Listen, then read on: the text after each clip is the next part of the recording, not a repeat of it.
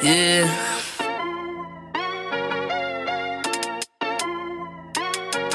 Yeah. Look at me. Benchmark, they're speaking the facts that you wanna hear. The rapper jersey, the vision is clear. Diamonds glisten like a chandelier. You know what I'm here for, like Marshawn Lynch. At clutch time, we do not flinch. Real brothers, we do not switch. Hit home runs with the right pitch. Who run the city? What to do when they hating on you? I feel like Kobe 2010. Taking an L, all I need is a win. Business is business, you know how they go. You clearing the seats, now it's time to grow. Tuning now, gotta be in the know. Showtime, bitch, my about to blow. I ain't seen from now. Bowser was really, I did not tell you.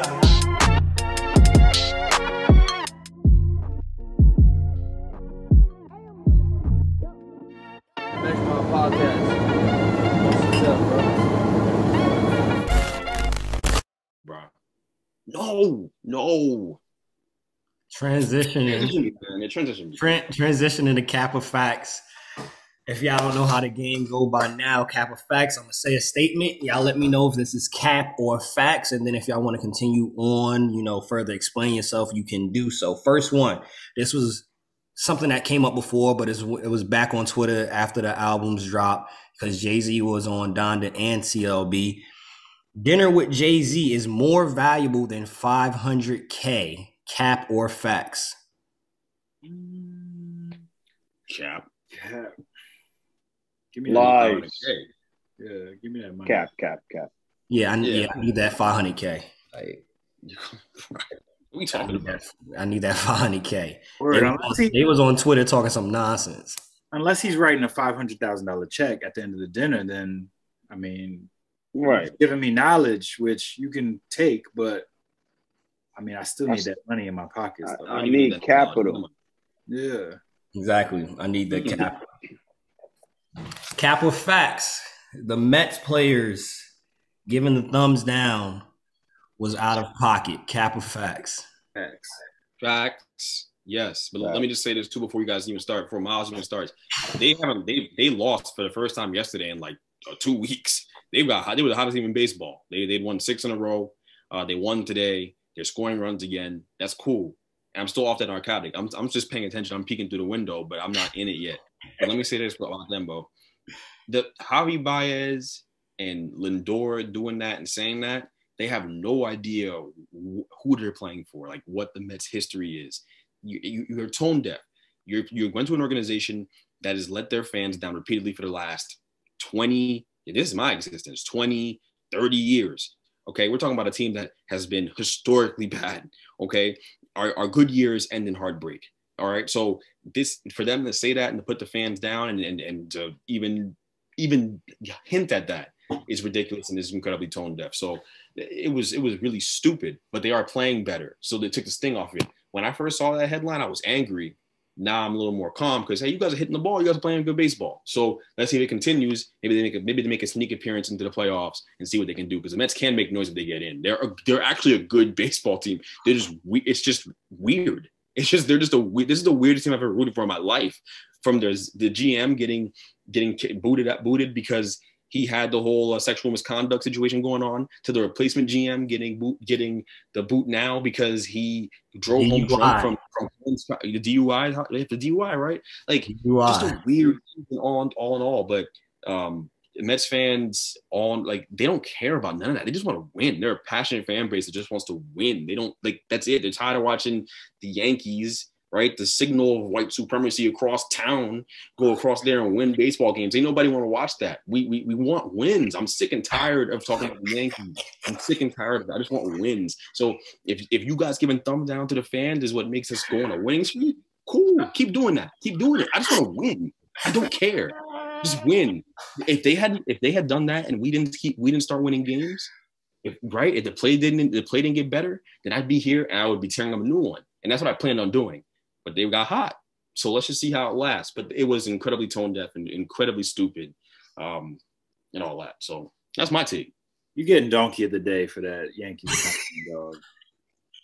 Jesus Christ. The Yankees for sure. I will stand by that, bro. Write that on my grave. Oh man, transition is great. We didn't know we was gonna have Deon on tonight, but for this topic, it's a great to have him on. Oh, hold on. Let me just chime in about him and the Mets. Mm-hmm. Are you? What's wrong with you? What is wrong with you? The Mets, the New York Mets. New York Mets. They've been a disaster for forever. It's embarrassing. It's just a shame for you to do that to the fans. How do these guys think they get paid? Because of the fans. You know who gets booed by the fans every day, every time he goes up and he don't hit a home run? Giancarlo Stanton. Do he boo the fans? No, he do not. He just walked back to the dugout and he like, all right, I'm gonna see if I get the next one. I'm pretty sure he want to tell the fans, you know what. But you got two guys over here, young. Here we go. It's always these young guys, man. You got to get a bunch of money. One was in Chicago. He haven't even been here for 2 months. He been here for like 14 days and been hurt for 12 days. Facts. Embarrassing. They're not going to win anything. They're not going to make the playoffs. They are horrendous. Noah Syndergaard has COVID. DeGrom needs to get out of there. Who else? The manager, he is just lost in space. Greg, what have you been watching? What have you been watching, Greg? It's a show over there. Every day is something. You're telling me, hold on. You're telling me the reason why they won so many games is because they gave them the thumbs down. Are you serious? Are you serious? I'm not saying that. I'm saying hold on. Lit a fire. You lit just a fire said, and these guys will play better. Lit a fire? Are you kidding me? Yes, bro. I think you know what that is? This is what that is. This is exactly what that is. This is, I got a bunch of money and I have nobody in my corner to say, yo, you wrong. You need to shut the you know what up, Javi Baez, because this ain't Chicago. This is New York. Every time you go up there, you better get a double. You better get a single. You better do something. And then you get a hit. You got the nerve to tell the fans. So what you think that's gonna do? They're gonna lay off for you? No. I hope he goes 0 for everything. 0 for everything. So he can really, and he's out of here at the end of the year, too. He's out of here. He wrote his. You really think they're gonna sign? Greg, you're smarter. I wouldn't surprise you. You Really think they're gonna sign him back? It would not surprise me. Knowing the Mets, it would not. I don't know. Then they gave Lindor a 10-year deal. Yes, I agree with that. Crazy. What are your starting? I agree. Crazy. Give him that money. He hadn't proved that he was a $300 million player at that point. He had not proved it. Get them out of here. Tone, don't mention the Mets no more, please, man. Come on, man. The Mets. The Mets. The New York Mets. They're playing better. They are playing better as of late. And I do think it has to do with the controversy. I do. It doesn't matter. They will find a way to break your heart like the New York Knicks. It's the same thing. I agree. No, Deon, I agree. And that's why I'm saying, like, I'm off that narcotic. I'm not even really paying attention like that. I got one eye on it, but I'm not really, like, locked into the Mets the way I am. Because I got a friend Miles here. He's a Knicks fan, right? He owns that fandom. Don't try to distract from your pain. I'm thinking about stepping away. I'm thinking about stepping away from the Mets, man.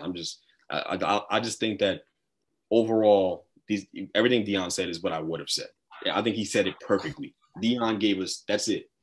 You want to know how I felt? That's exactly how I felt. But I do think that the controversy did, for some reason, you guys are playing better baseball. So yeah, but Deon, the funny thing is, like a month ago when they were in first place and everything was amazing. Peachy. Yeah. He was talking crazy, saying, "Oh, we're the best team in New York now." I mean, we're in first place. We were literally the best team in New York at that time. We were better than the Yankees at that time. You had the worst record of the two. You just have a worse division that you play in. That's the worst division in baseball, the NL East. So if you guys can't win that division, you're not making the playoffs.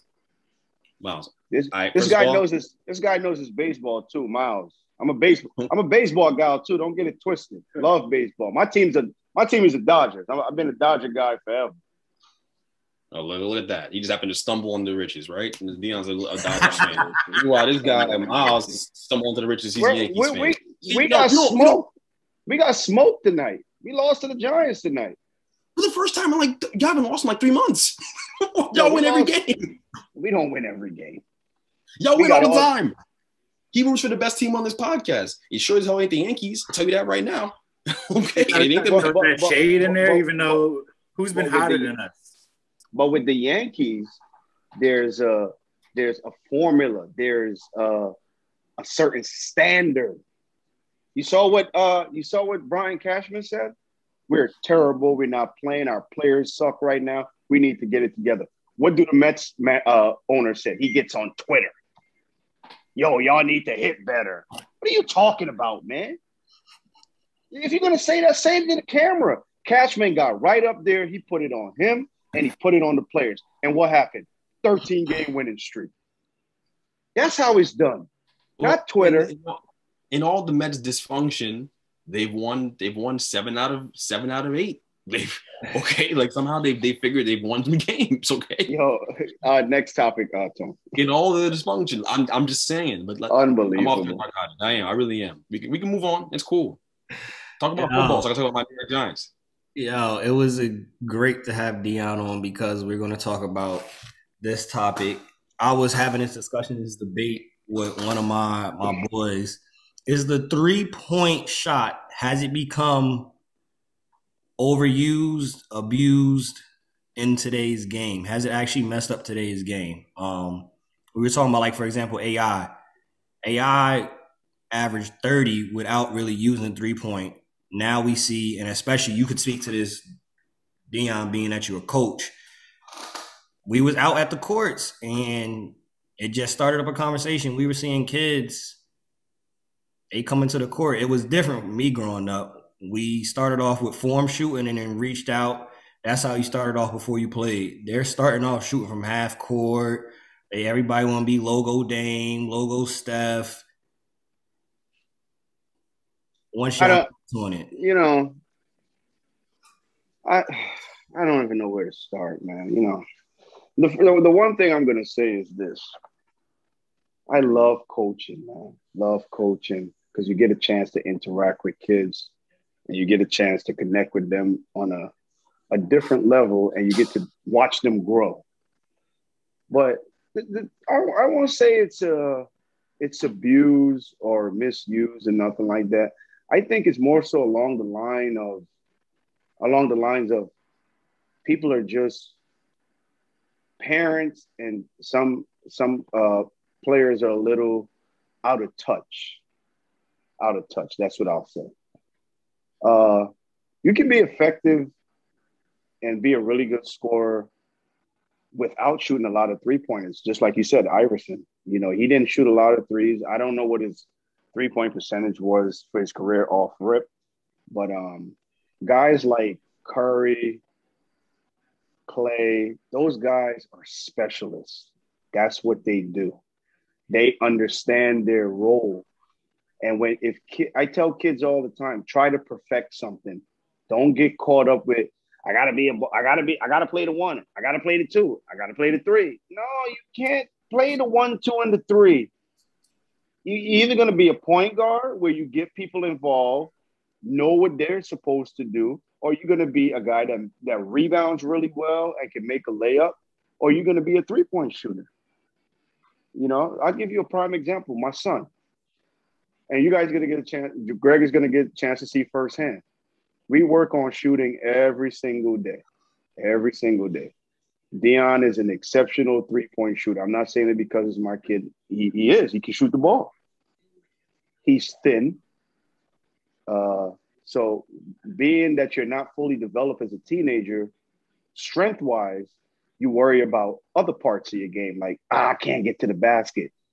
But kids don't understand at a young age, in due time, that will change. You'll get stronger as you get older. But if you don't have a jump shot at 8 years old, you're not going to just suddenly get one at 12 years old. It's either you work on it or you have the mechanics of how to shoot the ball I see kids shooting from back here, and everything is a step back or whatever the case is. It is what it is. The 3-point line was instituted as a weapon. If there were some guys who just that's all they did. Dale Ellis, Dale Curry, from when I was growing up, John Starks, he might drive here and there. Those guys were Chuck Person. Those guys were 3-point shooters. That's what they did. And nobody today just want to be known as, that's all he do is shoot. It's like the stigma. Oh, he can't do nothing else. But you know what? Duncan Robinson just got $90 million for just shooting. I don't see him bringing the ball up and creating and trying to get 5, 6 assists a game because he don't need to. There's somebody else there's a job for somebody else to do that. I don't know. Like, there's only one LeBron James. There's only one Michael Jordan. There's only one Kobe Bryant. But that's my take on it. I hopefully we can get me and Deon on one time and we can just talk about the transition of this whole high school thing for him, because it's different coaching your kid when he's a 17-year-old kid opposed to coaching when he's 7 years old. You got to have certain conversations, whether it's with talking about girls, talking about driving a car, alcohol, sex, drugs, and then you got to coach them. At 7, it's just like, yo, if we win, we're going to go to McDonald's, and that's it.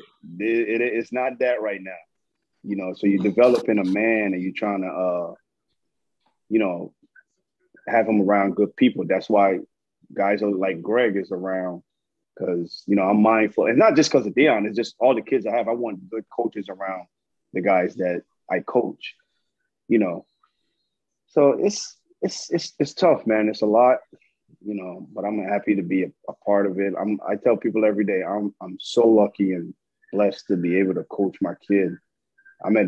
This is like the happiest I've been in my entire life, just to have your kid with you every single day, coaching, teaching, and not just basketball, just everything. Because I could imagine him going through life right now and me not being next to him. Scary stuff that's going on out here. And there's kids like that out there with no male figure, just mom. I tell people all the time, once a boy hits 15, 16 years old, there's nothing mom can do for him anymore. You got to go. You got to go find, you got to get a male role model, a dad or whatever the case is, because voice becomes deeper. He's taller than mom. He don't want to hear what she's talking about, washing no dishes and taking the garbage out and all that. Nobody want to hear that, So that's where I'm at. Miles, somebody that I've played with you a couple times, a little bit over the last years and so whatnot. You don't really use a 3-point shot. You get people involved. You use mid-range. What's your takes on the 3-point game and how, the 3-point line has changed basketball, man? I mean, it's definitely a skill that's important in the league today. I mean, if you look at over the years how the game's evolved, like the 90s, it wasn't as prevalent. I mean, there was more defense, more post presence, and now it's kind of, you're moving away from the basket a little more. So you got centers who can shoot threes now. So I don't know if it's overused, but I mean, I feel like there's a time and a place for it. Where was I going with this point? Hold on, let me get my composure. I think you trying to say there's a time and a place to use the 3-point? Yeah. I mean, I feel like, nowadays you'll sometimes see like a 3-on-1 fast break and 2 of the guys are running to the corners to get ready for an open look at a 3-pointer. And unless you're Duncan Robinson or Klay Thompson, it's easier to get a bucket filling the lane, but that's where this game is nowadays. You kind of, how can we score more points faster? And threes are what's hot right now. You saw Steph Curry kind of make it a huge deal in the league over the last decade. And he's changed the game for sure. And now you're trying to find players who can make plays like that, who can shoot as consistently as Steph Curry can. And there's not that many out there, but there's a lot, like he said, there's a lot of specialists out there who this is all they're in there for, like a Kyle Korver, Duncan Robinson, Greg McDermott. Yeah. Those type of guys. I mean, just a little quick story. When I played college basketball, I played at Bloomfield College. I had one job and one job only. Make two jobs. Make threes and act like you're playing defense. Take a charge. I'm telling you, this is how I swear. This is how I stayed on the basketball court. I'll make a shot. I'll talk on D. Whenever there was a timeout, I will be the first guy to go over to our head coach and say, Coach, what are we in going back on defense? He'll say 2-3. Or we'll say we're in the diamond or something like that. And I'll relay that message to everybody else. Yo, Al, we in 23. You at the top. Yo, switch. Who got the shooter? Little things like that kept me on the court. It gave my coach trust with me. Like, all right, I got somebody that's going to relay everything. I ain't got to worry about this. I wasn't a great ball handler. I could just handle it good enough to get it over half court. Somebody else got to come get the ball. I'm not going to be going into, we need to run basic. I only know like 2 options off of basic anyway. But my point guard, he knew what everybody else is supposed to be. As I got older, now you realize like, oh, this is where it's supposed to go. That is where it's supposed to go. You understand? So little things, that's what people don't focus on, the little things. And that's what keeps you on the court. I tell kids all the time, you got to get your coach to believe in the T word. And I say, what's the T word? They all like, take, time. No, trust. That's it. If your coach trusts you, he's going to play you. If he don't trust you, he's not playing you. How could you be a 5'5" guard and at the end of the games, somebody's getting fouled, you're going to get fouled, and you can't make free throws? So what's your value then? I don't know, man. The game is totally different right now. Even today, like when we had open run and we were playing 3-on-3, it was crazy. I'm like, I had to literally institute pass, cut, catch, look. Don't catch and dribble. Don't pass and stand. And if you don't, what people don't realize with kids, they're kids. They want to learn. It's your job to teach them. They're going to listen to you. I don't know. I mean, like Miles was saying, you get kids running to the 3-point line. And that's that old Mike D'Antoni nonsense where, we can get a 3 instead of a 2. Okay. But he still managed to get a job all the time or whatever the case is. But you weren't going to win with that. You're not going to win with that. And kids watch that and they emulate that nonsense and they think they can shoot. Like, dude, I asked a kid the other day, like, what's the most threes you ever made in the game? He said 3. I'm like, you're a shooter. You made 3. The most threes you made in a game is 3. I don't know, man. I don't know. I agree, man. I was at a cookout. One of our people, he moved to Delaware. So, you been balling still? He's like, nah, man. I went to a couple parks.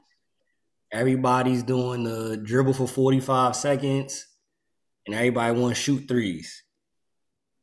That junk always bugged me out. Again, it's like knowing your role. It always bugged me out watching NBA games, college games. It's a 3-on-1. And the 2 people that run to the corners can't even shoot instead of just getting the layup. That's just because, the coach, the system, how it is in the NBA now, 3s are better than 2s with the stupid analytics. Everybody got people brainwashed that a mid-range shot is a bad shot. Bad shot. Terrible. It isn't. And I think a layup is a pretty high percentage shot, but we want to run to the corners because the corner 3 is actually a better percentage analytical. It's not. That always bugs me out, bro. Like Miles was saying, it's maybe a handful of people if we on a 3-1 fast break, if you not Steph, if you not Clay, if you not maybe Dame, Kyle Korver, players like that, you better be running straight to the basket, straight to the rim. We need a layup. Get the layup. Get it back on defense. We get 4 points right there. Greg, G-Baby, we just played ball recently. You rarely took a jump shot. What's your thoughts on the 3-point and the usage of it? I barely took a jump shot because I was off that day. That's all. But you know, I'll let that thing fly. Ask Deon. I'll let that thing fly. But it's so funny. First of all, I'm not going to sit here and regurgitate everything y'all just said because I agree. I agree with everything you guys just said. Tone, Deon, Miles, like you guys are right. I think the part where this thing, first of all, it is overused. It's just oversaturated in the game. The 3-point shot is overstated. It just is. It's a problem. But it actually hurts.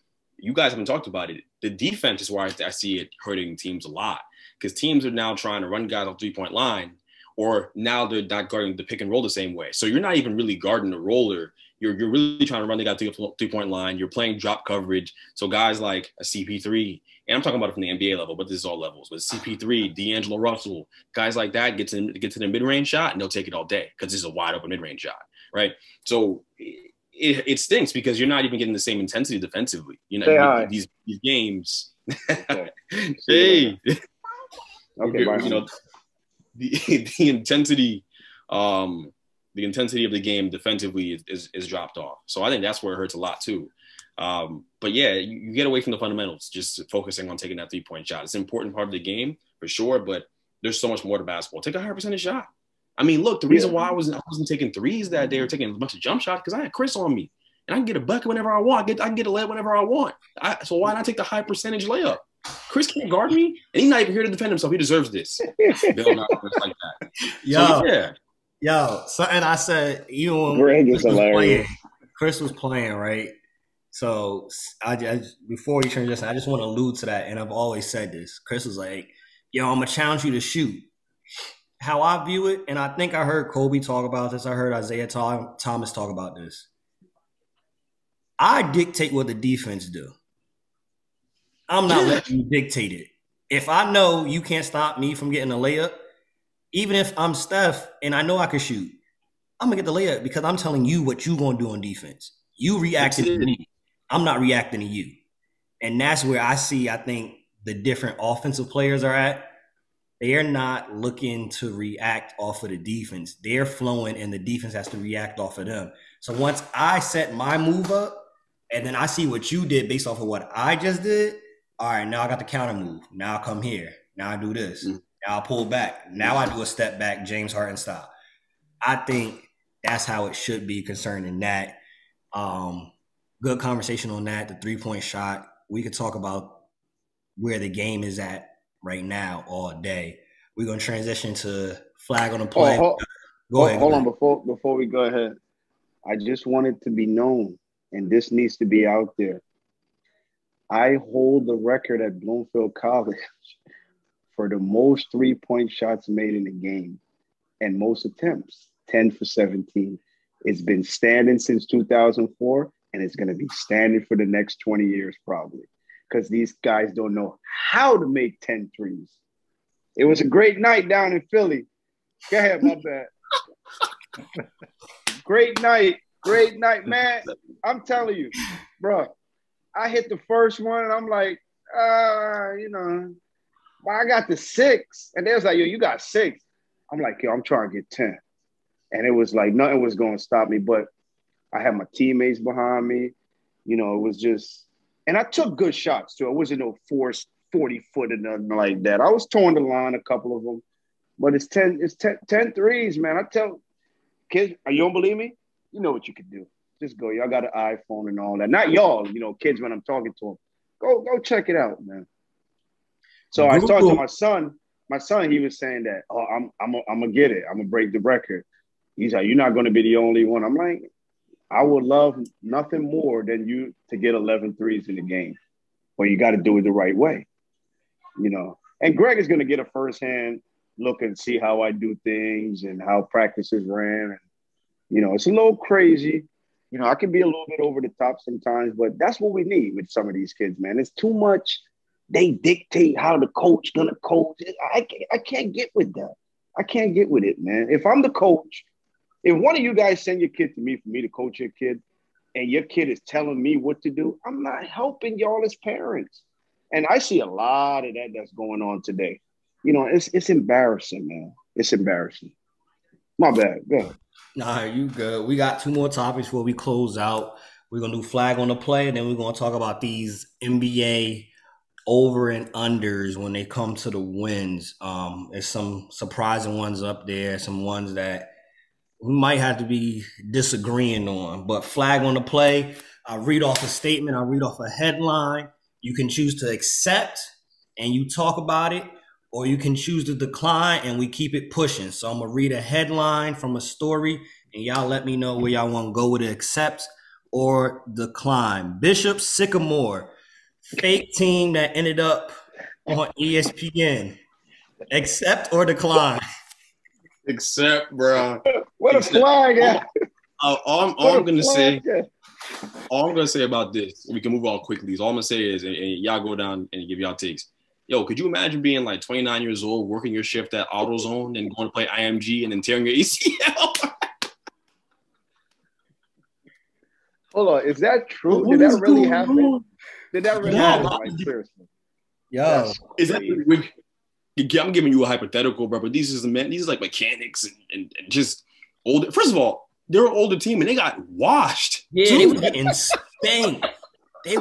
spanked. They was jokers 28, 29. Some of them just got out of jail like 2 weeks ago.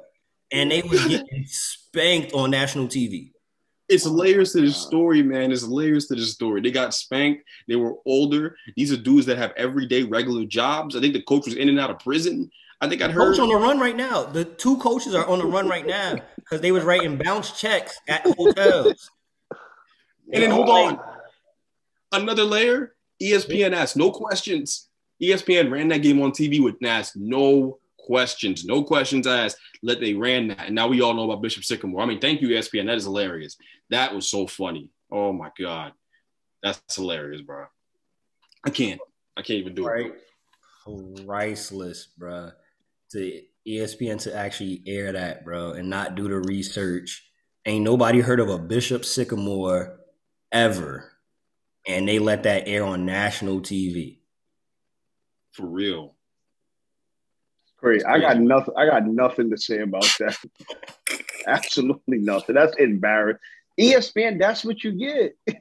More ratings and all that. There you go. Unbelievable, man. Dennis Rodman's mid-season vacation will be turned into a movie, accept or decline? I'll watch it. Except. I think that's going to be interesting.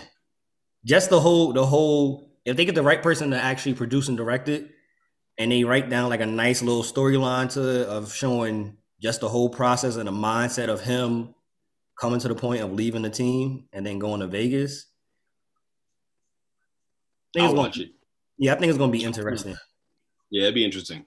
That's a nice little theory. That's a nice little concept right there. I know that came out after I'm already over that Tired Jordan documentary. What's the name of it again? The Last Dance. The Last Dance. So I think that's where they got the idea from, because they heard those guys talking about his famous excursions in the middle of the season. But yeah, I think that should be cool to see the behind the scenes. So I'll definitely watch that. That's interesting.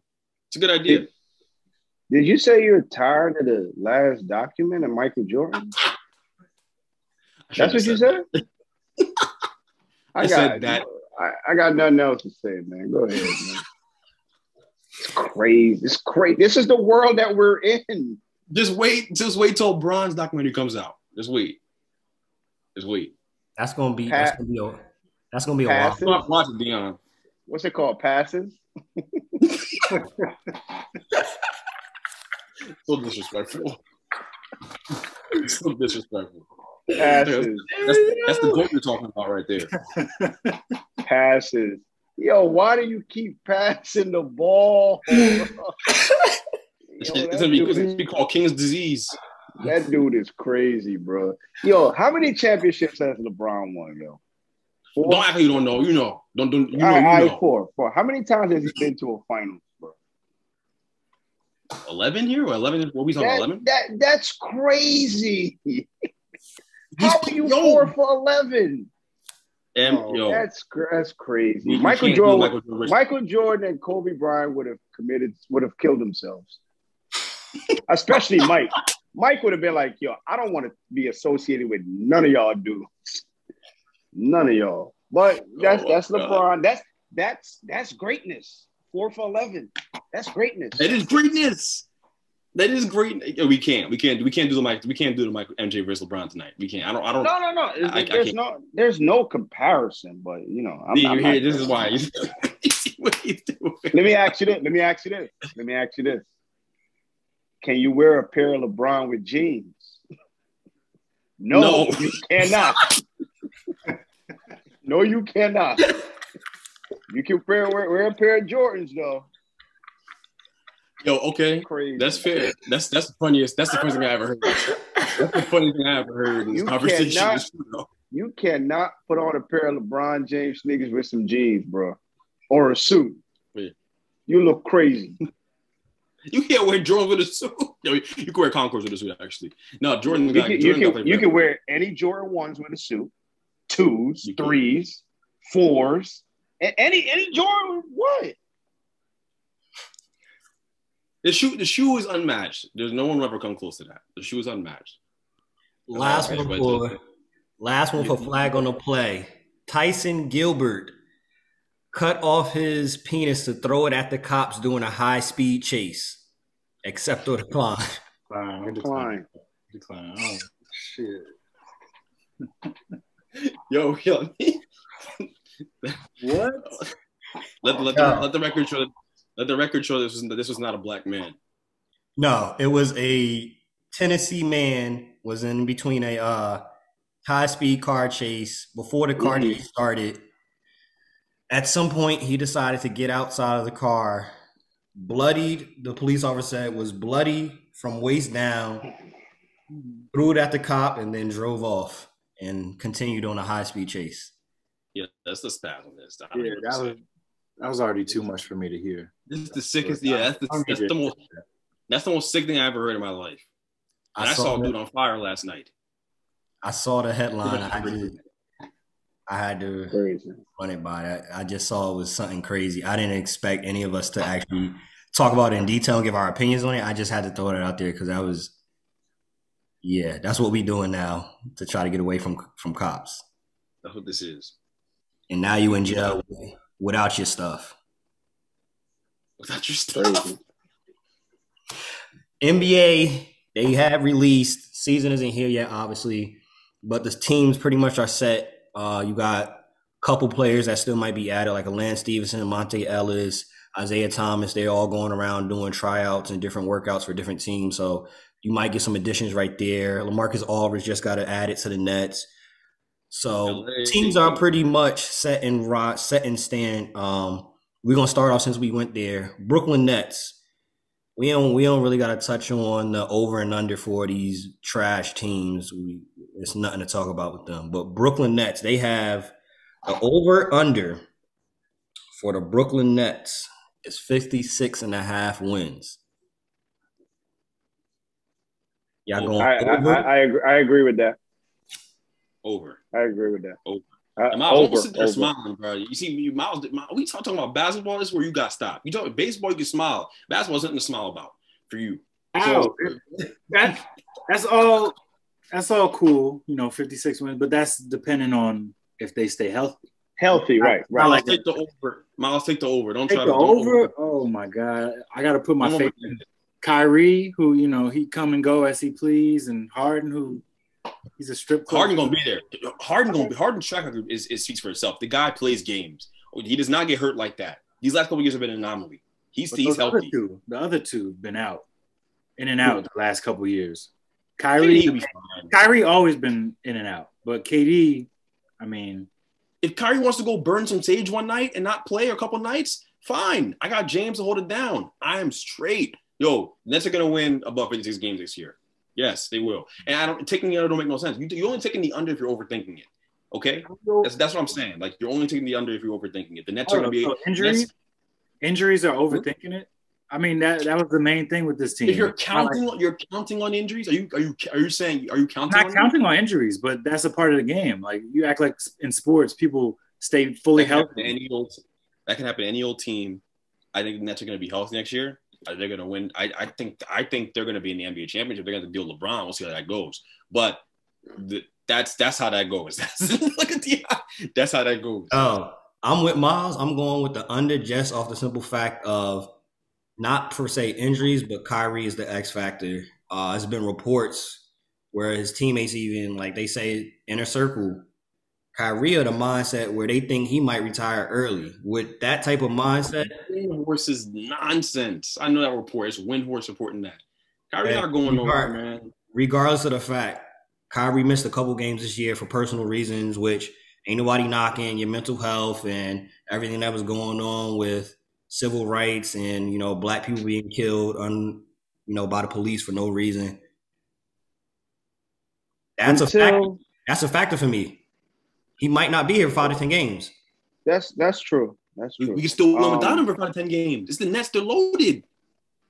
I think y'all win somewhere between 53 to 54 games and still be number 1 seed in the East. I believe they got something to prove if injury doesn't play a part in, like Miles said. But injuries happen. It's part of the game. Part of the game. You can't control it. And then to add to that, you got a guy who can just I don't feel like going on the road trip for 6 games. So you got to deal with that nonsense too. But I think if they stay healthy and everybody's on the same page, they can win 65 games because they're good. They're good. They're really, really good. But injuries is a big factor. And then some guys want to take a night off, you know. And I think this is going to play a part for the Lakers also. They're an older team. You know, it's going to be a lot of back-to-backs. And some of these guys, I'm telling you right now, these guys are going to get hurt. These guys on the Lakers are going to be hurt. These guys are older guys. Body is not going to hold up. I remember that 2014 with the Lakers. I was around for that, Greg. Yeah, I know. I'm old as hell. I was around for that. Those guys were too. You talking about the Gary Payton squad, right? Gary Payton, Carmelo. They were hurt. And then they finally made it to the championship. And you cannot cheat this game, man. It's gonna rear its ugly head at one point. Injuries, you know. But I do think Bron stays healthy, and as long as Bron stays healthy, of course you do. Nothing's going to happen to LeBron. He's going to play 82 games. He's going to win MVP. He's going to be Finals MVP. Of course, nothing's going to happen to him. He is going to win. I think he will win the championship. He got hurt this year, though, right? Someone jumped at his ankle. It was a freak accident. That's my point. That is my point, Gregory. Things happen. But it doesn't happen to him. His track record is perfect. Over under for the Lakers are 53.5 wins. I'm saying under just because I think how this team is set up, they're more focused on playoffs. They probably have other mindset. We don't care if we're between 1 to 4, which they'll be a number 1 to a 4 seed with home court. They could beat anybody as long as they're getting healthy into the playoffs. So I think you'll see a lot of – I don't think LeBron's playing all 82 games. You know Anthony Davis, by default, isn't playing all 82 games. He's hurt right now. You add some of the young players. You add the THT. Russ, he'll play all 82 games. You add Russ. You add some of these younger players. You still got Malik Monk. They'll be getting a lot of that playing time in the regular season. This is bad. This is bad. They'll be a top 14. They'll be a top 14, but I don't think they're going to win over – they're not going to win 54 games. This is a bad team. I'm telling you. Today is – I don't know what the date is, but remember I said this. This is a bad setup. Not a good setup at all. You got Malik Monk. You got Malik Monk, this THT, TANT dude. You got this, you got LeBron, and then you got why are you saying LeBron's name? You got Westbrook. I can't wait. What are you doing? Hold on. I cannot wait till Westbrook tell LeBron to go. You know what? He's tired. I give him a month. I'm telling you, it's bad. Davis is not going to want to play. He's going to be hurt. Who else they got over there? Who else they got? John Rondo, Carmelo. Oh my goodness, bad team. Man. You could have said KD. Okay, you're gonna see. I'm telling you, you're gonna see. You're gonna be like, yo, I thought this was gonna. It's not gonna work. It's not gonna work. It's not gonna work. I've seen this before, man. It's not gonna work. Miles Greg. I'm just saying. Over under. I got under, by the way. I'm under. Yeah, I'm under. I'll take the. I'm gonna take the over just to be different from all y'all pissing me off. I'm taking the over just honestly off the strength that I think Bron's gonna be healthy for most of the season. And I do think that if you have Bron on the floor with any combination of those guys, you're gonna win a game. Bron is all you need to win a game is just have Bron on the floor, and he's proven that. Look at 2018 Cavs. What do you mean? Just what are you talking about? Just have him on the floor? Like that's not really just, no. Bron is the ultimate deodorant. He covers everybody's stink. That's what LeBron does. He covers everybody else's stink. Dude, did you see what happened against the Suns? Did you see what happened? Come on, man. He was out there compromised. I said healthy LeBron. I said healthy LeBron, not compromised LeBron James. By the way, compromised LeBron James still give you 29 points in that game. And Kyle Kuzma's throwing balls to the side of the backboard. His bum ass is over. He's over in the Washington now. I'm sorry. I don't know, Greg. We're not giving no airtime to Kyle Kuzma. Over under Golden State Warriors 48.5 wins. Now that's a team right there. That is a team. They might get 55 wins. They got the ultimate. Hold on. They got the ultimate competitor, Draymond. Clay is back. Wiseman is healthy. Iggy is back. Come on, man. Kerr is ready to go. I'm telling you right now, don't be surprised if we end up in the finals. Do not be surprised. And you know Draymond is not going to allow Jonathan Kuminga to walk around there like he did something. Kuminga's good. He is good. But Draymond is going to let him know, you ain't that good. You need to do something. I agree. I think he will say that. So, I agree with you. I'll take the over. I'll take the over, too. I'll take the over. They're an ascending team. I like everybody coming back. In agreement. Over. Over. Somebody else that has some additions this summer, Miami Heat. They are over under 48.5 wins. I got under. If I was the Miami Heat right now, I would trade Victor Oladipo to somebody. Just get him away from there. He's going to be hurt by next week. He's always hurt. Get rid of him. Bad news. You do not want him on a part of your team. I guarantee he's going to get traded before the season is out. Gotta go. No good. Jimmy Butler, he's going to do his thing, but yeah, you know, this hero kid, he thinks he's like a rapper now. This is too much. Gotta go, man. Under. Big under. He's a hero's Jack Harlow now. Yeah, that's what you're dealing with. That's what you're dealing with now. That's Miles' favorite rapper, Jack Harlow. But why are you capping like that? I'm thinking the under, bro. I'll take the under. I don't have a great feeling about. I think they're gonna be good. I think they'll be a team that's better in the playoffs than they were in the regular season, though. I think Kyle Lowry's gonna help them big time, though. I mean, I'm gonna take the under. I'll take the under. I don't know why I have this feeling about this group. I forgot he's over there. Oh my goodness, this is definitely bad. This is no good. Yo, he's not bad. No good. No, he's not a bad player. He's good. But him and Jimmy Butler and Victor Oladipo is the one. He got to go, man. Got to get rid of him. You don't keep him. If they drop Magic, Thunder, Rockets, Pacers. No, man. Then he made an R&B album. That dude got to go. That dude out of here. Got to go, man. We got a couple more teams. Over under with Phoenix, 51.5 wins. Under. I'll take the over on that. I think they're gonna they know the sauce. They know what they got to do to win games. They're a proven team. They're not gonna go to the finals this year. That's done up. But they will be a good team regular season. Yes, I think they'll be fit. They'll win over. They'll win at least 51 games. I think they would. I think it's under. You know, they gave Chris Paul too much money. Shouldn't have gave him that much money. They were up 2-0 in the finals. Should have won the finals.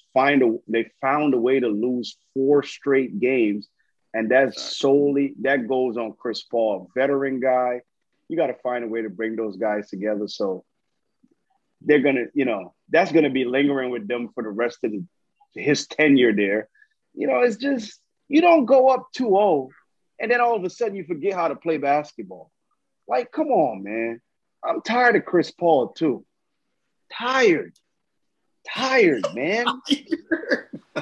Tired. Oh, he's creative and he knows how to get him the ball. Yes, you're good. I get all that. But, dude, come on, man. This was your chance right here. You up 2-0.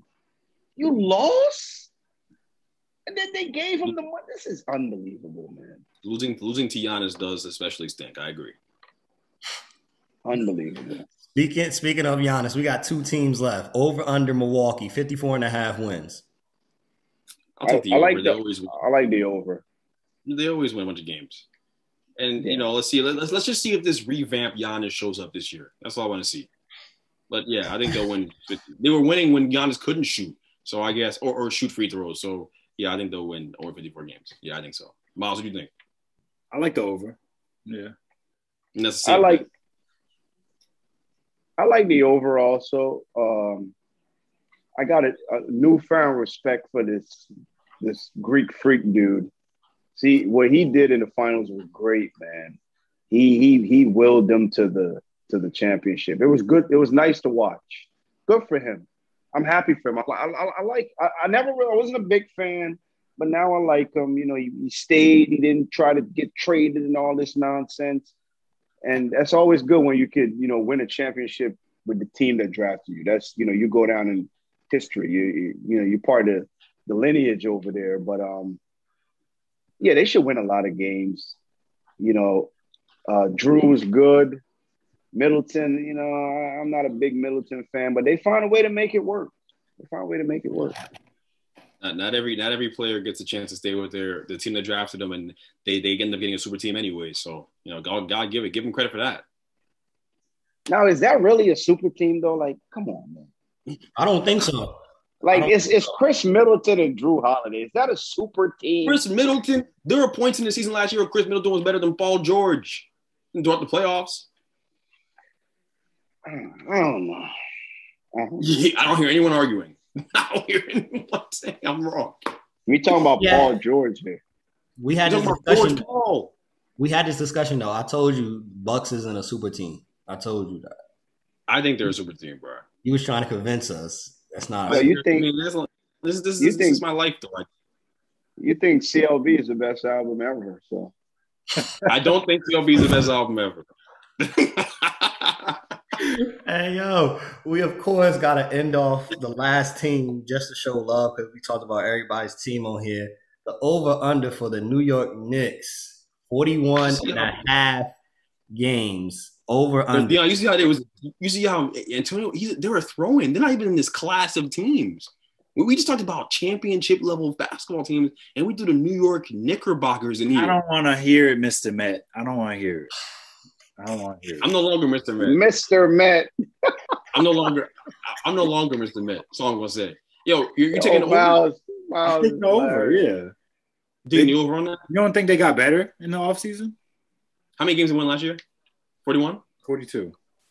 42 games? Yeah. They could repeat 42 wins. Yeah, I think they get 42. But the team went from like okay to bad. Like they have Evan Fournier on their team. It's crazy. They have Evan Fournier as their He's bad now? It's what?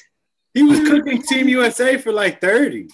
He was given. Dude, he got traded from the Magic to the Celtics. He is I'm telling you, one time they start booing, he's gonna be like, y'all gotta get me out of here, man. I gotta go. And then Walker, Walker's gonna be hurt. Walker's gonna be hurt. I'm telling you, Miles, you can't hang injury things over the Nets head. And then when he says Kemba's gonna be hurt, roll your eyes. That's what you can't do. Be consistent. I didn't say anything. I didn't say anything. You've been hurt over the last 2 years. We got cameras. We also look in your face when you said that. You thought it was some bull. You can't say KD is not going to be healthy or James Harden not going to be healthy. And then when you talk about a valid point, see how ready he was to jump on me after I said what I said. I'm ready for you, bro. Say a word. I didn't even say a word. Can we hold on? No, forget it. Let's take the over.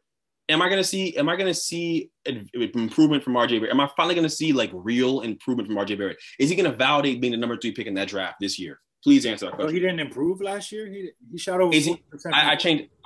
I changed the question. He didn't improve. Is he gonna validate his selection spot, the number 3 spot this year for me? Am I gonna see it? Time will tell. We'll see. Miles. I'm not gonna. He's an RJ Barrett hater, so clearly nothing that I say is gonna do it. So I'll wait for the games to start. That's what I did last year, so we'll do the same this year. Miles, I know you're a New York guy. They let you down again. They let you down again. They were projected. Man. They projected 17 wins last year. Okay, they exceeded that tremendously, right? Which is good. But Miles, where was Julius Randle in the playoffs? You're right. Disappeared. Disappeared. Like, it's unbelievable. Like, dude, you got most improved. You go to the All-Star game, and then you wind up looking like you play for the New York Knicks. You don't show up. You don't show up. You don't show up in the playoff in the first. Was it the first round or the second round against the Hawks? First round. Come on, man. That's what I'm talking about. It'd be right there for them to grab it, and they just let it fizzle out their hand. Spike Lee yelling, carrying on. We want Brooklyn. They just don't know how to handle it. They just don't know how to handle it, man. I tell you what, when I was watching the Knicks, man, the Knicks have brought so much heartache and pain to my family, to my grandmother, my late mom that passed away. She used to root for Patrick Ewing. Patrick Ewing. This Joe could get the ball and could have dunked it. Shot it, hit the back of the rim, man. You would have thought like a family member died in my house. Everybody was all sad. Ready? We could wrap this up. I'm good. Hold on. Wait. Before we dip out and end this show, I don't know. So you got a point to me. We have to touch Cam Newton real quick too. We ain't touched Cam Newton. That situation with his situation. I don't know what we doing there. Before we touch Cam Newton, and we'll wrap it up. To answer your question, Greg, that's an unfair question to ask. Is RJ Barrett going to validate that number 3 pick when the roster is set up for him to be like the 4th option? You just signed Kemba Walker. You just signed Evan Fournier to $400 million. You still got Julius Randle there. RJ Barrett be lucky to get a layup. Who's the start? Miles, who's the starting 5 for the Knicks? So, point guard, you could go either Kemba Walker or D Rose. Either? What are you talking? It's Kemba Walker. Okay, Walker. Go ahead, Miles. Go ahead, Walker. Okay. At the 2, you're gonna start Fournier. At the 3, you're gonna start RJ. Then you're gonna start Randall and most likely Mitchell Robinson. All right, that's not a bad 5, but who's Fournier gonna guard in the East every night? That's my thing. Who are you gonna guard? Zach LaVine coming to town, putting 40 on his head, and then the kid Barry. He's not bad. He's good, but he just won't go right, man. Like, watch the games. It's like, yo, this dude will not go to his right hand. I don't know. Hey, Miles, I'm saying this. RJ gonna be I'm not saying RJ Barrett is booty. I'm saying with how the team is set up, you gotta who's setting the table on that squad, on that starting lineup you just mentioned. Nobody's setting the table. Kimba's getting his shots. Fournier's getting his shots. Julius Randle gets assists off of double teams. Mitchell Robinson, I mean, we seen the summer highlight tape. He not getting assists. So who's setting it up for RJ Barrett to get his buckets? No, RJ's gonna be. He's probably gonna take the second most shots on the team. That's just gonna be a fact.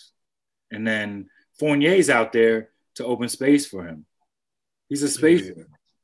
Wait, what? Wait, Kemba's not taking more shots than RJ? No. What's going on here, Deon? What's happening? I really think it's gonna be Julius Randle, Kemba, and then Fournier with shot attempts. It better be if you want to win some games. Why are you having RJ take more shots than Kemba? What world does that make sense? Yo, Fournier, wherever he's been, Fournier gets his shots up. Hell, yo, you better be cursed on this podcast. Oh, wait, hold on. Before. You're telling what you said. If RJ had proven, if RJ had looked like a true number 3 pick from the very beginning when the team had nothing around him and he could take shots, then it'd be different. You know what I'm saying? They won't need Evan Fournier. Thank you. What do you mean? They didn't have any space on the floor. If RJ could shoot the ball, we wouldn't be having a conversation. Nothing you saying, Greg. Miles, you just said he shot 40% from the 3. Yeah, but still, who was the two? Who was the 2 last year? It was Reggie Bullock, who hit or miss every other game. Yeah. He was hot or he was cold.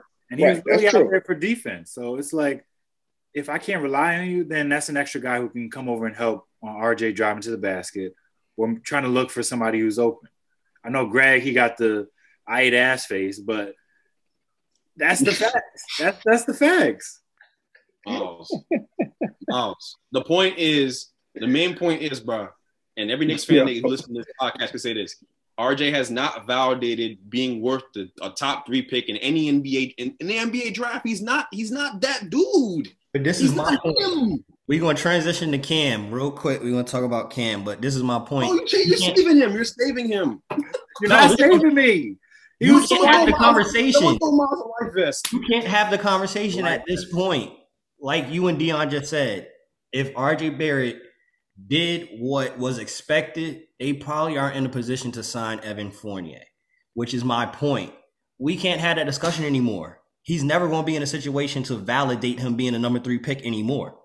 Okay, so you're just saying he's ass. Okay, we're off it. He's a good player. He's a good player. He's not going back. Yo, he's a politician. Yo, this is Antonio Biden. Just wait until the season. That's all I'm gonna say. He just all right, yo. So we saw Cam Newton. Cam Newton got cut, right? He was released from the squad, wasn't traded, didn't attempt to trade. He just was cut. What was y'all takes on the Cam Newton situation and Mac Jones winning a job? There's reports that came out afterwards too that allegedly Mac Jones was helping Cam Newton even learn the playbook, and basically come on, man.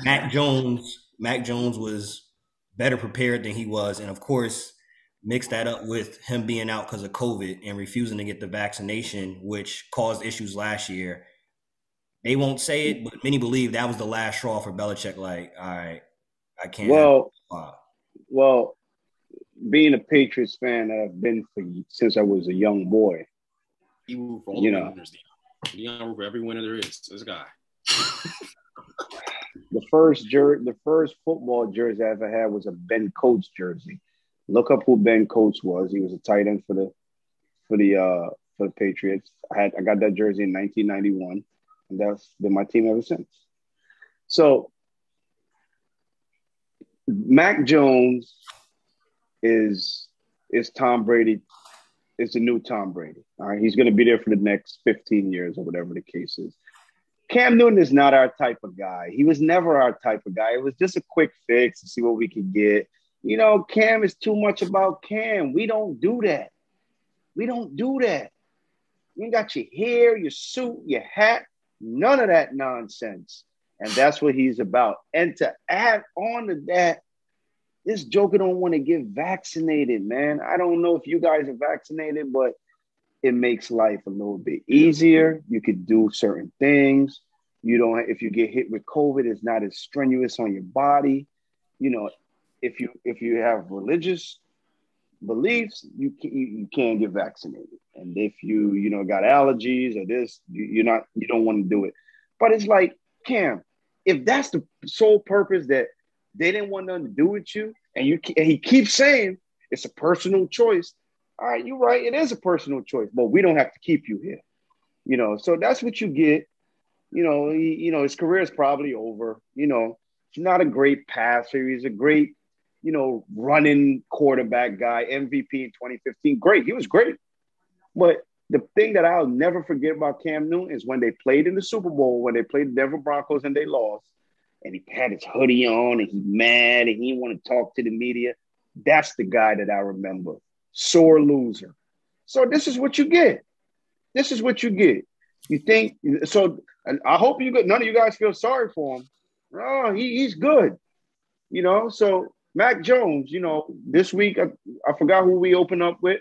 That should be a win. And we're gonna win the AFC East. Remember I said it. Miles logged off. He a Jets. Miles logged. Oh, Miles turned his camera off. Hold on. Well, Miles is also a Jets fan, so I don't know what the outrage is about. Okay, so what, the Jets gonna win it? I don't want to hear nothing. Yeah, right. Exactly. But here's my thing. Deon's right. Everything he said is true. My thing about the Cam Newton situation when I saw it arise is the dude didn't want to get vaccinated. He refused to get vaccinated. That's where it all crumbles. That's how it all.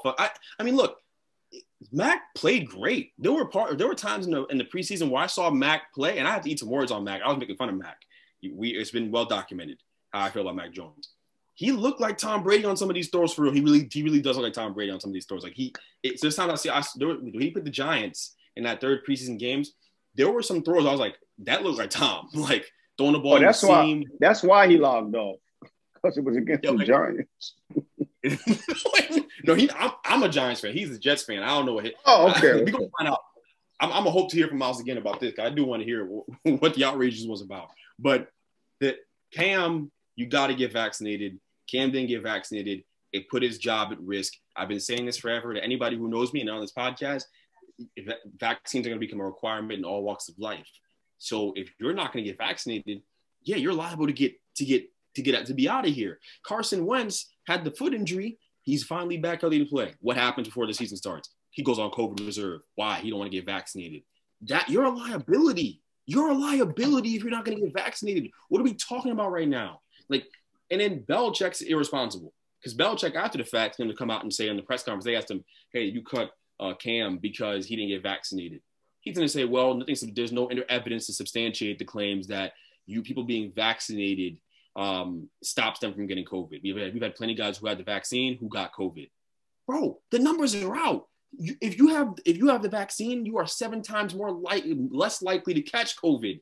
And that's the NFL's numbers that they put out there after Belichick said that. So I don't know what that was about. Maybe he was just trying to cover for the fact that that's why they did it. But why wouldn't you keep Cam around as a backup at least? At least it's insurance.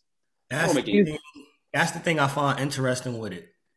Cam, part of what caused the issue last year for the Patriots, last year for you personally, was specifically COVID. Specifically that. And being that the Patriots organization, as Deon so eloquently stated, they not with that. They about the organization, they about the team.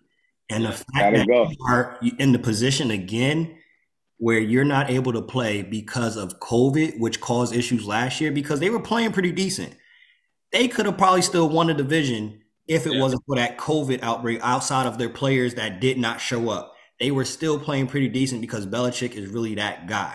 He really knows how to coach well.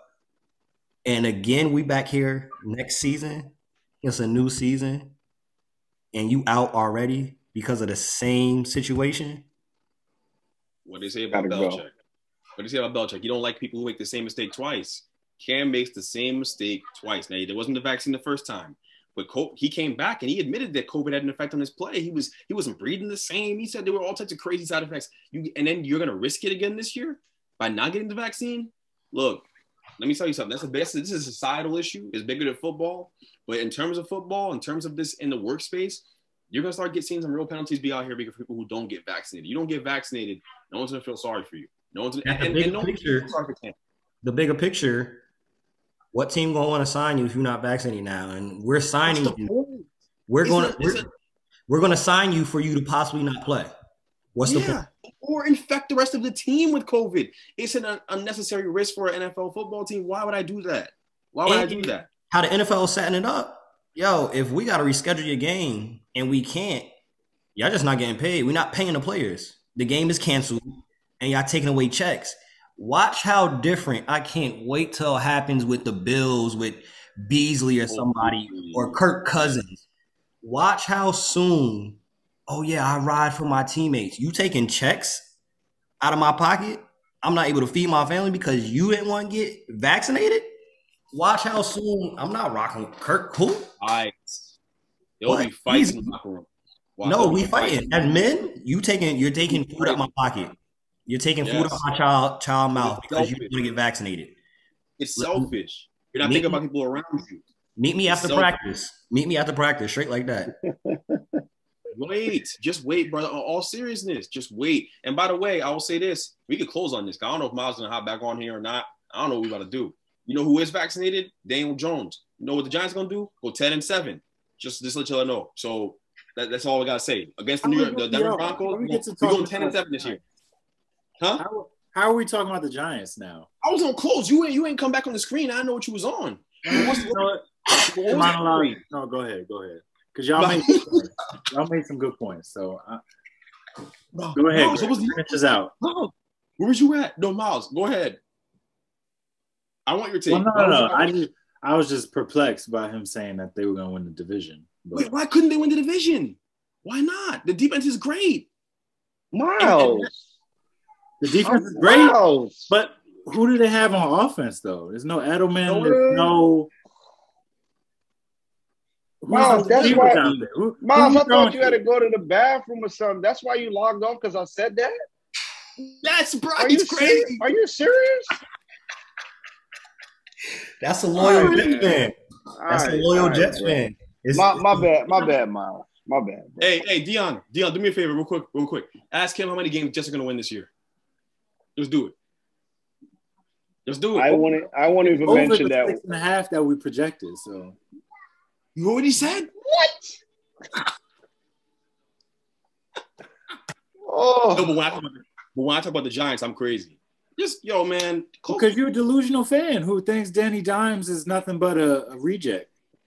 I'm delusional, but the Jets are going to win over six games. I'm delusional. Danny Dimes. That is the funniest nickname ever. I ain't seen a dime all year. First of all, you're a damn lie. You're a damn liar. Yo, the only dimes he's throwing is at the easy pass when he got to, state lines and whatnot. Yo. Danny Dimes. That is the worst nickname ever, yo. Ever. Danny Dimes, bro. He throws dime. He threw a dime in the last preseason game I watched him play. The Caden Smith back in the end zone. Preseason. But in real games too. Giants win 10 games. I've been doubling down. You guys are not gonna want to see me. You guys have one of the worst offensive lines. You guys are not winning more than like 7 games. Oh, so I guess we're gonna talk about this. Hold on. I guess we're gonna talk about that, but not talk about the new additions they've made on the offensive line over the course of the last week. The trades. They've beat up the offensive line. Those guys are here because their other team didn't want them. They gave them. They said, "Here, take these." The Ravens did not give away. The Ravens did not cut Ben Bredesen. Okay, he's here. He's an asset to this offensive line. Watch. Just wait. I can tell you one thing with certainty. You can't honestly tell me you know what the Giants are going to do this year because you just don't know. You really don't. We made improvements for real improvements. I can tell you the Jets are going to suck. I can tell you that with certainty. That I can tell. You can. But I can tell you that Andrew Thomas is one of the worst left tackles in the league. And he plays in blue and white. He played better till the end of last year, bro. Miles, I got a question, man. Who's going to win the AFC? The Bills. That's a given. Oh my goodness. Yeah, they might not even have all the receivers. A bunch of guys, they're a bunch of anti. Hey, I'm willing to bet Josh Allen didn't take the vaccine. I'm willing to bet great money on it. Josh Allen didn't take the vaccine. Where's he at? Do we have information? We can look this up and come back on the next show. Where's he from? Wyoming? He didn't take the vaccine. He didn't take the vaccine. That man lived up the first. He didn't take the vaccine. You're spreading this false narrative now. He didn't take the vaccine. Miles, I'm appalled, man. Appalled. I don't know, bro. do you know who the Patriots? It's the Patriots. We're gonna have a guy that you never heard of. He's gonna have 8 touchdowns. You'd be like, you used to work at UPS last week. He got 8 touchdowns. It's true. And our defense is really, really good. Our defense is really good. It is. Now, offensively, we got some work to do, but for the Bills to duplicate what they did last year, that's going to be tough. I don't know. I don't know. We'll close it out, but for Greg's concern, the man's from Cali, was born in Cali, and it's alleged that Cole Beasley, Jordan Poirier, and Josh Allen are the leaders of the Bills not getting vaccinated. Thank you. The Bills did not win the division because Josh Allen's going to miss 3 games. Why? He's going to miss a couple games. He's going to miss games. He's going to screw them over. The Bills are not winning the division because he didn't want to get vaccinated. That's their. You see, Wyoming, man, come on, Wyoming. He didn't get vaccinated. Come on, people are very predictable. We let's not do this. Yo, Bench Mob ENT. Bench Mob ENT. We here to give you more, never less. No complaints over here. We mad blessed. Y'all know the vibes. If you stay ready, you don't have to get ready. Bench Mob ENT. We out. Peace.